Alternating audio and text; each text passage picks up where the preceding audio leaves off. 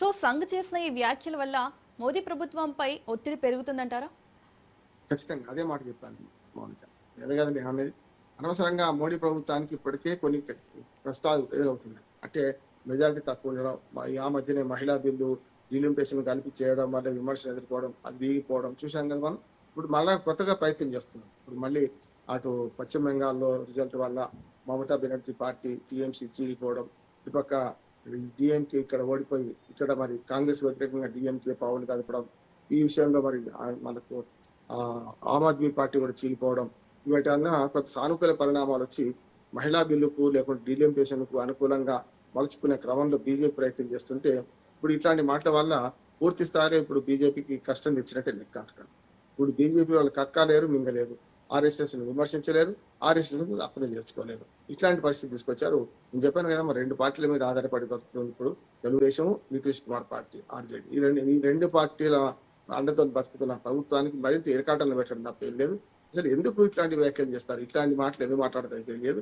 ఇప్పుడు పాకిస్తాన్ ప్రజల గురించి ఇప్పుడు మాట్లాడాల్సిన అవసరం లేదు. కొన్ని యుద్ధం లేదు, మధ్య కొత్త సంఘటన జరగలేదు, ఏమి జరగకుండా సంచలన విషయాలు మాట్లాడితే వార్తల్లోకి ఎక్కుతాం అనుకుంటారా ఏమో తెలియదు. కానీ ఆఖరికి మోహన్ భగవత్ లాంటి వారు కూడా ఈ వివరణ ఇచ్చుకొని కొంత సర్దుబాటు చేస్తున్న ప్రయత్నం అయింది. అందుకని మొదటి నుంచి అంటున్నాడు, అడుసుదొక్కనేలా కాలు గడగనేలా ఇట్లాంటి మాటల వల్ల కొత్త అర్థాలు వెతుకునే అవకాశం వస్తుంది. నా ఉద్దేశం ఏంటంటే, నేను కూడా చూడలేదు మొత్తం వీడియో కనుక, ఆ మొత్తం ఏ కంటెస్ట్ లో ఉన్నారు ఎట్లా అన్నారు దాన్ని బట్టి మాత్రం మన కొంత జడ్జి చేయొచ్చు అని నేను అనుకుంటున్నాను. Yes sir. అసలు పాకిస్తాన్తో ఈ శాశ్వత శాంతి అనేది సాధ్యమవుతుందంటారా? పాలకుల మధ్య ఉంది. నేను మొదటే చెప్తున్నాను, అక్కడ వాఘా బార్డర్ అనే కథ రాసినప్పుడు నేను ఏమన్నానంటే, ఇటు పక్కన తూర్పున చంద్రుడు ఉదయిస్తాడు, సూర్యుడు కూడా తూర్పు పక్కన ఉదయిస్తాడు. సాయంత్రం కల్లా సూర్యుడు అటు పక్కన పాకిస్తాన్ లో అస్తమిస్తుంటాడు పశ్చిమానికి. చంద్రుడు ఇటు పక్కన రాత్రి ఉదయిస్తాడు, తెల్లారి కల్లా చంద్రుడు అటు పక్కన అస్తమిస్తాడు. పక్షులు గూటి మన మేత కోసం మన భారతదేశానికి వస్తాయి, బార్డర్ లేవు కదా. ఇక్కడ నుంచి మళ్ళీ రాత్రికి గూటికి చేరుకుంటారు పాకిస్తాన్ లో ఉన్న గూటి. పక్షాలకు ప్రకృతికి ఎల్లలు లేవు, మన రాజకీయ ఎల్లలు తీసుకున్నాం మనం పాకిస్తాన్కి ఇండియా. ఈ ఎల్లలు శాశ్వతం కాదు. ఎప్పుడైనా సరే ప్రజల మధ్యన బంధం సరిగ్గా ఉండాలి. అర్థం చేసుకోవడంలో ప్రజలు ఇప్పటికి కూడా పాకిస్తాన్ ప్రజలు ఇండియా ప్రజలకు ద్వేషిస్తలేరు, ఇండియా ప్రజలు పాకిస్తాన్ ప్రజలకు ద్వేషిస్తలేరు. కానీ పాలకుల వల్ల మూడు యుద్ధాలు రావడం వల్ల మొదలు 47లో విభజన తర్వాత పెద్ద యుద్ధం అనుకోవచ్చు. అప్పటి సంఘటనలు చూస్తే మనకు విభజన జరిగిందని సంతోషపడదామా, లేకపోతే దుర్మార్గంగా ఇన్ని లక్షల మంది నిరాశ్రులు అయింది. ఆఖరికి మన మన్మోహన్ సింగ్ అక్కడ పాకిస్తాన్ లో ఇప్పుడున్న పాకిస్తాన్ లో పుట్టినవాడు. మన అద్వానీ గారు లాహోర్ లో పాకిస్తాన్, ఇప్పుడున్న పాకిస్తాన్ ఉమ్మడి అప్పుడు అఖండ భారత్ కదా, అక్కడ పుట్టినవాడు. అటువంటిది చాలా మంది ఇక్కడికి పారిపోయి లేకుంటే శరణార్థులై వచ్చిన సందర్భం చూసాం. అందుకనే అదొక యుద్ధం లాంటిది, అంటే కాశ్మీర్ ఆక్రమణ ఆ యుద్ధం లాంటిది. రెండో యుద్ధం మనకు మనకు 5లో వచ్చింది. తర్వాత 71లో బంగ్లాదేశ్ అవతరణ యుద్ధం వచ్చింది. తర్వాత మొన్న కూడా తర్వాత కార్గిల్, మొన్న మన ఆపరేషన్ సింధూర్ చేసిన యుద్ధం, ఇవన్నీ చూస్తే మనకు పాకిస్తాన్ ఎప్పుడు ప్రజలు పాలకులు వాళ్ళ సమస్యలు సతమవుతున్నప్పుడు దాన్ని మళ్లించడానికి పాకిస్తాన్ ప్రజలను మభ్యపెట్టడానికి యుద్ధాలు తీసుకొస్తున్నారు. దానికి చైనా లాంటి దేశం జియో పాలిటిక్స్ చేస్తుంది, ఇటుపక్క అమెరికా కూడా జియో పాలిటిక్స్ చేస్తుంది. అమెరికా పాకిస్తాన్ ను సంకర పెట్టుకొని మన పక్కల పల్లెలాగా పాకిస్తాన్ మారుస్తుంది. ఇవన్నీ ప్రపంచ పాలిటిక్స్ లో భాగం. కనుక మనం ఎప్పుడు కూడా పాకిస్తాన్ ఆక్రమించుకుందామనే ఆలోచన మనకి ఎన్నడూ లేదు. పాకిస్తాన్ విభజన తప్పు జరిగింది అయిపోయింది. కనుక అక్కడ ప్రజలు కోరుకుంటున్నారంటే కోరుకుంటారు. ఇప్పుడు అక్కడ 500 రూపాయలకు గోధుమ పిండి ఉన్నది, దాదాపు 450 రూపాయలు 500 రూపాయలకు పెట్రోల్ ఉన్నది. కనుక పక్కనే మన దాయాదులు బ్రాహ్మణంగా బతుకుతుంటే మేము ఎట్లా ఉన్నాం కదా వాళ్ళకి ఆవేదన ఉంటుందా లేదా? ఉంటది. అందుకని అంతెందుకు పిఓకేలు అయితే ప్రదర్శనలు జరుగుతున్నాయి, మమ్మల్ని భారత్లో కలుపుకోండి అని. ఇది ఒకటే కాదనుకున్నాం. మనకు ఇంకోటి కూడా చూడవచ్చు. మనం గెలుచిస్తాం ప్రజలు పక్కన మనకు పాకిస్తాన్ ప్రజలైతే మేము ఇండియాలో ఉంటాము, పాకిస్తాన్ లో భాగమై ఉండము, మోడీ మా ప్రధానమంత్రి అని నిరసన చేశారు. ఎందుకు? వాళ్ళు అణచివేత వాళ్ళకి వస్తుంది కాదు కదా. అంటే మధ్యన మన పంజాబ్ సింధు ఆ ప్రాంతాలు ఉంటాయి, అటు పక్కన అటు ఇరాన్ కు ఆఫ్ఘనిస్తాన్ పక్కన ఉన్న ఇరాన్ కొంచెం దగ్గరగా ఇరాన్కే ఉంటుంది. అప్పుడు బలూచిస్తాన్ ప్రజలు కూడా తిరగబడుతున్నారు పాకిస్తాన్ ప్రజల మీద, ప్రభుత్వాల మీద. మనమైతే కలుపుకుంటలేం కదా. వాళ్ళు అంటున్నా కూడా ఊరుకుంటారు. నిజంగా చెప్పాలంటే వేరే దేశం అయితే, సామ్రాజ్యవాదంతో ఉన్న దేశం అయితే ఎప్పుడో కలుపుకునే వాళ్ళు. మొదటి నుంచి మన దేశం ఒకటి రెండు పాటిస్తున్నది, సామ్రాజ్యవాదానికి వ్యతిరేకం.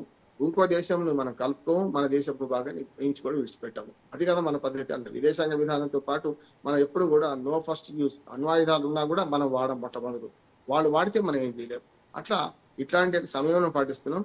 విదేశాంగ విధానంతో పాటు మన భారతదేశం మొదటి నుంచి కూడా సర్వే జన సుఖినో భవంతు, సమస్త లోక సుఖినో భవంతు అనే వాదనతో పోయి మనం మాటతో పోయేది మనం కనుక పాకిస్తాన్ విషయంలో మనం ఖచ్చితంగా ఆక్రమించుకోవాలని ఎక్కడ లేదు. ఏ దేశ సార్వభౌమత్వాన్ని దేశాన్ని కాపాడాలనే నినాదంతో మనం ముందుకు వెళ్తున్నాం. ఓకే. పాకిస్తాన్తో చర్చలకు ఎప్పుడూ సిద్ధంగా ఉండాలని ఆర్ఎస్ఎస్ అయితే చెబుతోంది. అయితే ఈ ఉగ్రవాదం కొనసాగుతున్న పరిస్థితుల్లో చర్చలు సాధ్యమేనా? చర్చల కంటే మించిన రాజీ పోరాటం రెండే ఉంటుంది బాగుంటుంది. ఒకటి ఎప్పుడైనా ఏ సమస్యకైనా అయితే పోరాటం, లేకుంటే రాజీ కాదు. పోరాటం తర్వాత ఉండేది రాజే కాదు. ఎన్నడైనా సరే ఎంత పెద్ద యుద్ధం అయినా చూస్తున్నాం కదా, ఇవాళ అమెరికా ఇరాన్ యుద్ధంలో ఇంత విధ్వంసం జరిగింది. చివరికి వాళ్ళ ఒప్పందం సంతకాలు చేసే కాడికి వచ్చిందా రాలేదంటారా? ఇదే అంతే. పాకిస్తాన్ ప్రజలు మన శత్రువులు కాదు, పాలకులు శత్రువులు. పాలకులు చేసిన పని అంతే. అక్కడ పాలకులు కూడా ఎట్లా ఉంటారంటే ప్రజాస్వామ్యయుతంగా ఎన్నికైన పాలకులేమో సైన్యం చేతిలో ఉన్నారు. సైన్యం ఎవరి చేతిలో ఉంది? తీవ్రవాదుల చేతిలో ఉంది. అందుకనే కదా అసలు ప్రభుత్వానికి సంబంధం లేకుండా భుట్టో లాంటి వాళ్ళను ఉరిదీసిన సందర్భం చూసినాం. ముషారఫ్ లాంటి అధ్యక్షుడు అయితే కూడా ఆయనను పదవి ఇచ్చిన సందర్భం చూసినాం. మనకు మంచి స్పోర్ట్స్ మెన్, ఒక రకం స్పోర్టివ్ స్పిరిట్ తోని మాట్లాడిన ఇమ్రాన్ ఖాన్ లాంటి వాడిని కూడా గద్దెదించిన సందర్భం చూసాం. సైన్యానికి ఇష్టం లేకపోతే, ముఖ్యంగా తీవ్రవాదులకి, మా ఇస్లామిక్ తీవ్రవాదకి ఇష్టం లేకపోతే సైన్యం ద్వారా పనిచేస్తున్నారు చూసాం కదా. అందుకని సమస్య లేదు. అక్కడ పాలకులు గట్టిగా 5 ఏళ్లు వరుసగా ఒక ప్రజాస్వామ్యయుతంగా పాలకులు పాలన చేసే సందర్భం కనపడతలేదు. మనమేమో అట్లాగా దశాబ్దాల తరబడి ఒకటే ప్రధానమంత్రి ఉన్న సందర్భం చూసాం. నెహ్రూ 17 ఏళ్లు, ఇటు ఈ మధ్యన మోడీ 12 ఏళ్లు, అంతకుముందు మన్మోహన్ సింగ్ 10 ఏళ్లు, ఇట్లా చూడలేదు. ఇందిరాగాంధీ 16 ఏళ్లు చూసినాం కదా మనం. కనుక ప్రజాస్వామ్యయుతంగా ఎన్నికైన పాలకులను మార్చడంలో కానీ, రక్తపాత రహితంగా అధికారాన్ని మార్చడం మనం బ్రహ్మాండంగా ఉంది. ప్రపంచ దేశాల్లో ఒక రకంగా మనం మిన్నగా ఉంది. కానీ అదే పాకిస్తాన్ అట్లా లేదు కదా. అందుకనే పాకిస్తాన్ ప్రజలు కోరుకున్నా మనం మాత్రం దాన్ని స్వాధీనం చేసుకునే మాట లేనే లేదు. అది వట్టి మాట. ఒకవేళ ఇట్లాంటి ఊహాగానాలు చేయడం వల్ల కొత్తగా ఇప్పుడు వివాదం సృష్టించి అనవసరంగా ప్రభుత్వంలో ఉన్న వాళ్ళకి ఇబ్బంది తెచ్చిపెట్టడం తప్ప ఇంకోటి ఏం లేదు. ఇప్పుడు చూడండి, ఇక్కడతో ఆగది. ఆర్ఎస్ఎస్ వ్యతిరేకులందరూ కూడా ఇవాళ బీజేపీ మీద విరుచుకుపడతారు. బీజేపీ దాన్ని కక్కాలేక మింగాలేక, ఆర్ఎస్ఎస్ ని సమర్థించలేక, ఆర్ఎస్ఎస్ విమర్శించలేక వాళ్ళు వాళ్ళ బాధను వాళ్ళు పడాలి. అనవసరంగా ఒక్కరి మాట తూలి ఇంత తీసుకొచ్చారు కదా. అందుకని ఆర్ఎస్ఎస్ ని అర్థం చేసుకోవడంలో నిజంగానే ఎవరికి వారు అర్థం చేసుకుంటారు. కానీ దాన్ని కూలంకషంగా లోపల చేరేదాకా మీకు తెలియదు అంటే కరెక్ట్ కాదు. బ్రహ్మ పదార్థం ఏం కాదు. ఆర్ఎస్ఎస్ ఏం చేస్తుంది చెప్పండి, నష్టం ఉంది. మీరు అందులో చేరితే తెలుస్తుంది. అర్థం తెలవాలంటే మా లోపల చేరాలి అంటే ఏమన్నట్టు అంటున్నాం. రెండవది, భావజాలానికి అతీతంగా, పార్టీల భావజాలాలకు అతీతంగా ఆర్ఎస్ఎస్ చేరి పనిచేసిన వాళ్ళు ఉన్నారు. ఇప్పుడు ఉదాహరణకు మన తెలంగాణ రాష్ట్ర ముఖ్యమంత్రి రేవంత్ రెడ్డి గతంలో ఆర్ఎస్ఎస్ కవాతు చేసిన అంటున్నాడు. అంతేందుకు పివి నరసింహారావు గారు ఆర్థిక సంస్కరణల పితామహుడు.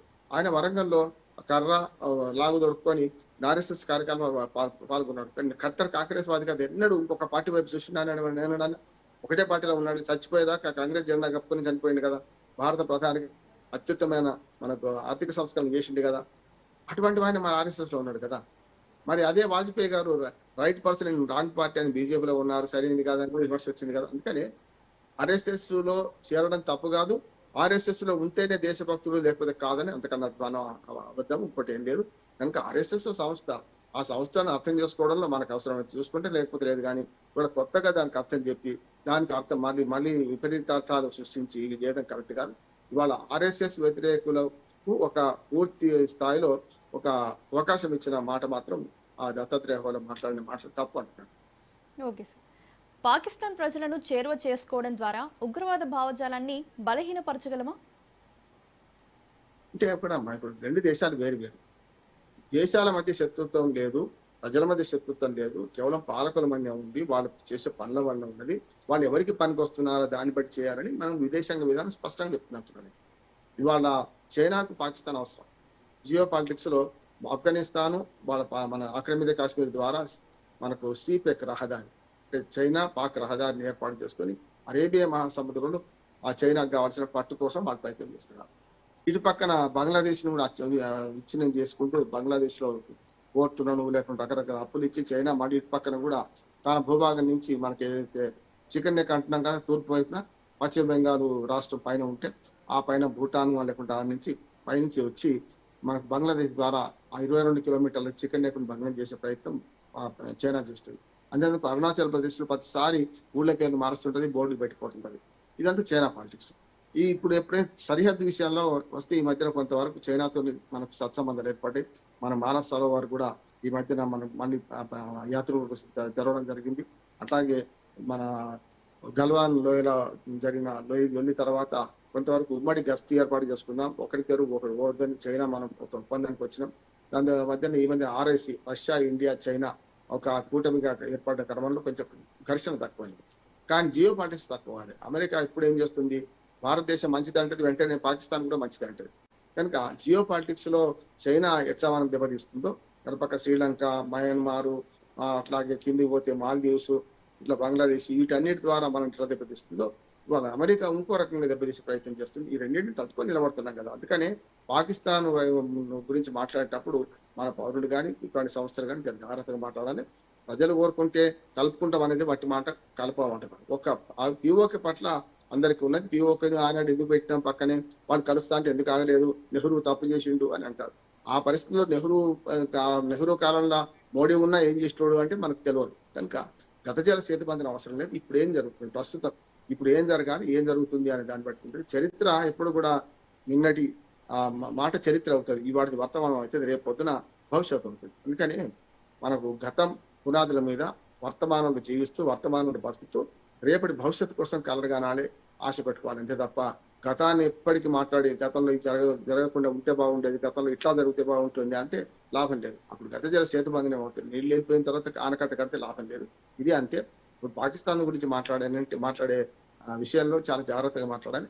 ప్రజలు కోరుకున్న అయితే మన పాకిస్తాన్ స్వాధీనం చేసుకునే ఆలోచన ఏ కోశాన మన పాలకులనే ప్రజలకు అంతకంటే ఉండదు. నేను right sir, thank you sir. Special డిబేట్లో పాల్గొన్నందుకు థ్యాంక్ యూ సో మచ్. ఇది వాళ్ళ స్పెషల్ డిబేట్. చూస్తూనే ఉండండి రాజ్.